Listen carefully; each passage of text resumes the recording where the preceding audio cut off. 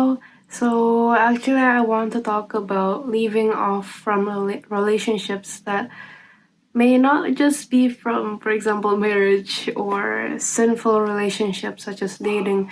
And even this one experience that some Muslims experience in terms of leaving off relationships is leaving off desires in relation to homosexual desires. Because it could happen to anyone, and these feelings arise in anyone, including Muslims. So, when these feelings do arise in these Muslims, how do they cope and also strive towards Allah while knowing that they have this feeling in their hearts? So that's what I want to talk about, of this journey of leaving off these feelings and also leaving off sinful relationship and any relationship with any person, any relationship with any materialistic things that are attached in our hearts. So that's the highlight that I want to emphasize on. So I want to specifically point out homosexual thoughts because sometimes it may not be. Well, not actually. I'm actually really glad that it's now talked about by Muslims too. But one thing is that Muslims struggle with having these thoughts is that it's hard to resist and tame these thoughts, especially in those conditions where they always see that person. And it's really hard for them if they are experiencing these.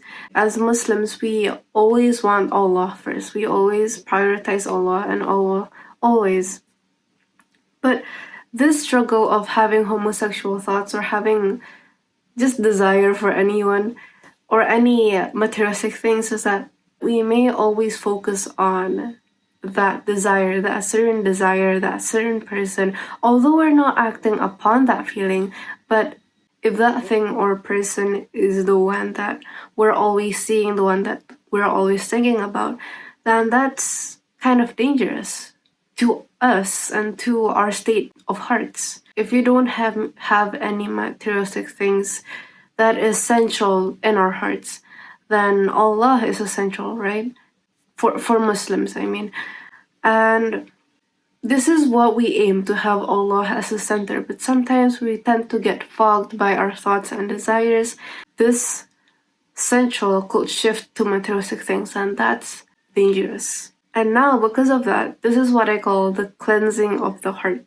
And this is really beautiful for me and also really powerful reminder for me that I just realized too, that when we know that we're in this condition where there are many idols, it's almost like mini shirk. Like shirk is associating gods with Allah, and that is major sin, right? That's why this may be dangerous, because it may just be leading on to a small shirk. Why? Because when we have these desires and materialistic things central in our hearts and a center in our focus, it affects our behavior. For example, one could behave and act a certain way because of this certain thing, because of this certain material, for the purpose of pleasing that person, of impressing that person. And these many idols of impressing other people other than Allah is dangerous because it may lead to many shirk. One first step is to be aware of the many idols that may be present in our hearts, whether it be people's thoughts, or love for someone else. We always have to be aware of that. And when we are aware, we can start to let them go. This is one of the hardest process, to let go of them, especially if it's already attached to our hearts, if it's already attached to us emotionally. So when one does strive for other people's opinions, for example, they please people, and because of that, they want validation. And this validation makes people happy. But this is short term, as what I said in the last video. This is not permanent. And with that, it could be really beneficial to think of the long-term enjoyment, which is in the hereafter, and that It's okay to not have short-term enjoyment. It's okay to not be happy as for now, but if we are always striving towards Allah, if we are patient with it, then Bismillah, Allah sees us in that situation and also rewards us for being steadfast in this.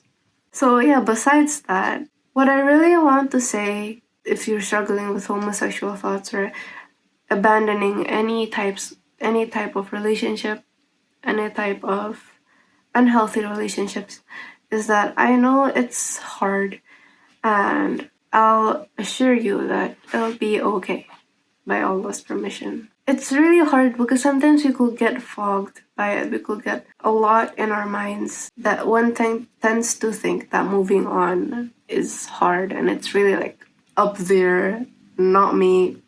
And I just want to tell you that moving on is possible, that Allah is the best of planners, and that I'm sure that He has a lot of good in store for you, for those who are steadfast. Bismillah, by His permission. Because of that, I learned how beautiful it is to be a monotheist. I read it from a book, by the way, from Secrets of Divine Love, and it's really good. Like, they provide a lot of many insights, beneficial insights. And from there, I learned that when one does have multiple idols that they serve, this creates an infliction upon them. For example, if they're in this one condition and situation, they strive to please this one person. And then when they're in another situation, they strive to please another person. So if these situations and conditions conflict, they intersect, this may cause them infliction in their hearts and in their purpose. Like, who should I serve? And this might lead to identity crisis and existential crisis. In addition, where these feelings in us fluctuate. So if we stick with our feelings, if we serve or if we act based on our feelings, which are always fluctuating, it's already gonna cause an infliction in us. That's why I saw the beauty of worshipping Allah. Because if we only have one God to serve, this saves space for everything, and this causes no infliction because we only serve one. And especially for Islam, specifically, they set out a guide for every context in our life. For example, if serving people, they might just appeal for certain contexts. But in Islam, they exist in every context, in every aspect of our life. And with that, our behavior and our actions are always defined and with purpose. Whether it's in school, at home, and in workplace. So regardless of where we are or where we are in life, there is always a guidance that Islam gives us. And this is really beautiful, right? Because it guides us on how we should act. And it really has a purpose in everything. For example, in charity, we can have school as charity, and that gives us purpose on why we should go to school. And in Islam, kindness is a virtue, so kindness could be rewarded too. So there's a lot of things that we could put into intention as a purpose, but a purpose for only one God, but a purpose for one thing, which is for Allah. And if this purpose is applied to all kinds of intentions in our daily life, in our actions, in all of our actions, then it could all be rewarded. And that's really beautiful, honestly.